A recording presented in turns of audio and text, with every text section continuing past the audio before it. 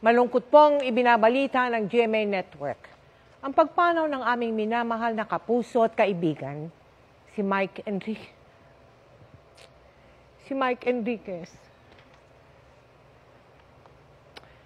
Siya po ay 71 taong gulang. Si Mike po ay halos 2 dekada nating nakasama gabi-gabi dito sa 24 oras. Mahigit 20 taon din siyang naging host ng public affairs program na investigador.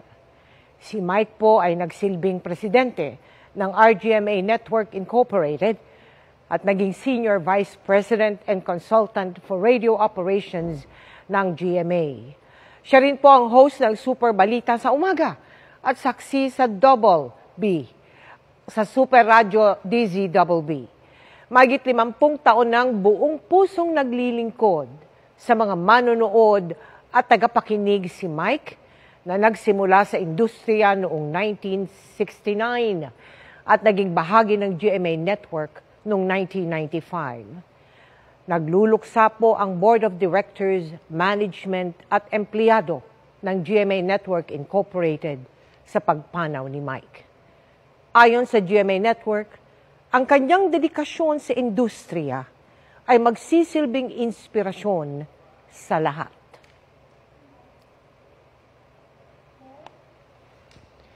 Sa mahigit 50 dekada niya sa industriya ng broadcasting, hindi maikakaila ang tatak at kontribusyon ni Mike Enriquez sa trabahong kanyang minahal ng buong puso.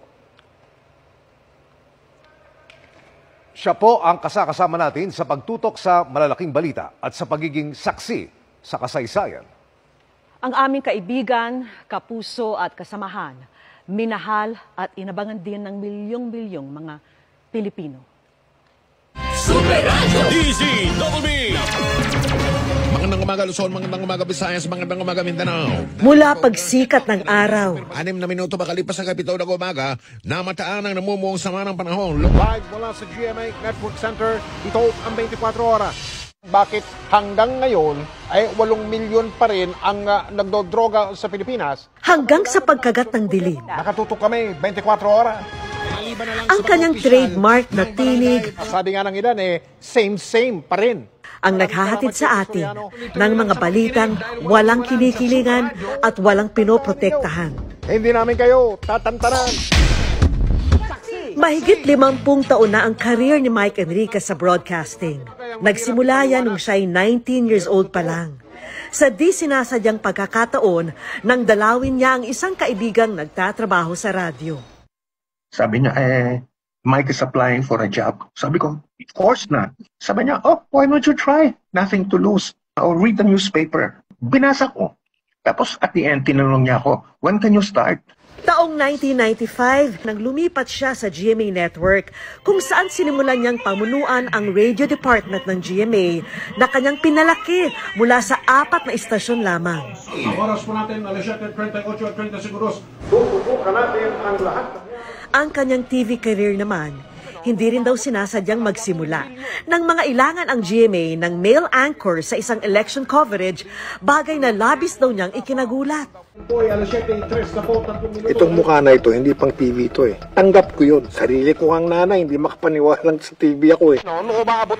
Kinuha si Mike para maging anchor ng pinakabagong newscast ng GMA, ang Saksi. Nangawag nila ako for a meeting. Sabi nila gusto nila fast-paced newscast. Tapos ang gusto nila mabilis, no? Mabilis.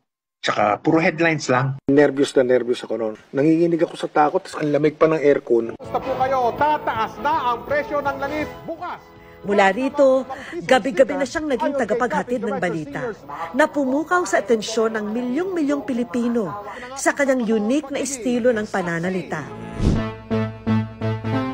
Taong 2000, nang opisyal na maging investigador ng bayan si Mike, na umaksyon at nagbigay solusyon sa mga sumbong at problema ng ating mga kababayan.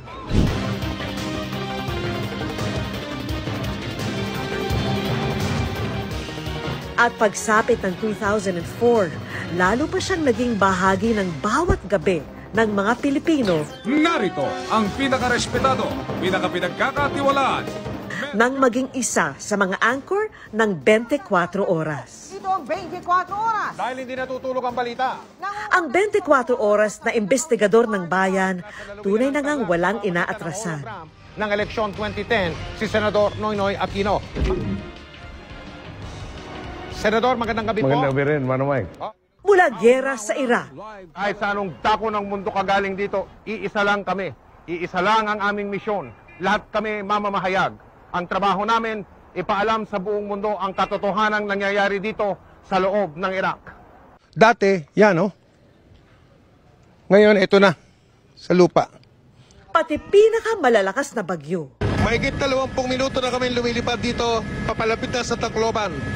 Lahat ng dinaanan namin, lahat ng bahay, sira. Tignan ninyo ang mga tao, kanya-kanyang hakot na nung mga karga nung barko na mga sakong puti. Ni isang bubong, Mel, ni isang bahay, ni isang struktura o gusali, wala ka makikita na walang pinsala. Mga nakapanlulumong trahedya. Hindi pa rin po nakakabangon mula sa nangyaring bakbakan ang dating sentro ng komersyo dito po sa Marawi.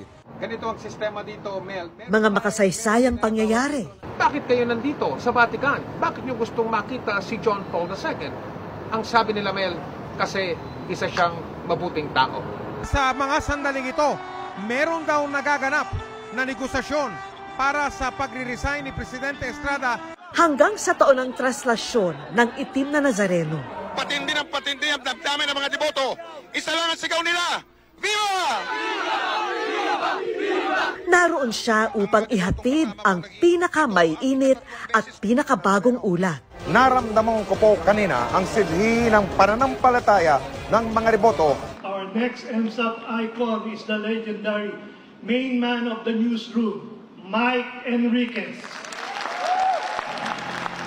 Ang kanyang husay, kinilala hindi lamang dito sa Pilipinas, kundi maging sa international stage. This is an affirmation that we must be into something right and something good. Ako po si Mike Enriquez, buong puso para sa Pilipino. Ito ang GMA, walang kinikilingan, walang pinoprotektahan. Yo! Pero sa kanyang galing sa pagbabalita, kanya rin na ipapakita ang kanyang pagiging tao lamang. Kung saan galing yung bagong strain o uri, excuse me po, hindi po yung coronavirus, ng coronavirus. Good manners and right conduct yun. Kala ng mga tao, arte yun eh. O gimmick, hindi po. Kasi bata pa kami, sinanay na kami na pag inuubo ka o pag binahing ka, dapat mag-i-excuse me po ka. Sa eleksyon 2019, pusuan ang totoo. Nitong eleksyon 2019, pinag-usapan at naging viral din ang ilan sa mga sinabi ni Mike. Gusto ko silang singilin. Anong maasahan namin sa inyo ngayon? Maningil ka na? Yes! Maaga. Yes! Ano na singilan mo? Oo, para magkaalaman. Ngayon pa lang, magkaalaman na para sa habang umuusad ang kanilang termino, na-check natin yung ginagawa nila versus yung ipinangako nila. Ngayon, ang aming minamahal na si Mike, hindi muling maririnig ang tinig matapos ang kanyang pagkikipaglaban sa karamdaman. Pero sa aming puso, malinaw na malinaw pa rin ang kanyang boses. Hindi namin kayo tatantanan. Ako po ang inyong kapuso, Mike Enriquez. Totoo, may paninindigan. Gabay namin sa paghahatid ng serbisyo at katotohanan at ng matapang na pagbabalita. Paalam, Mike, hanggang sa ating muling pagkikita.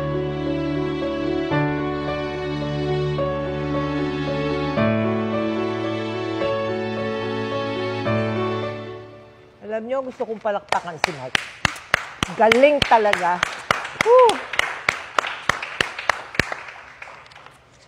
At yan po ang mga balita ngayong Martes. Ako po si Mel Tiangco. Ako naman po si Vicky Morales para sa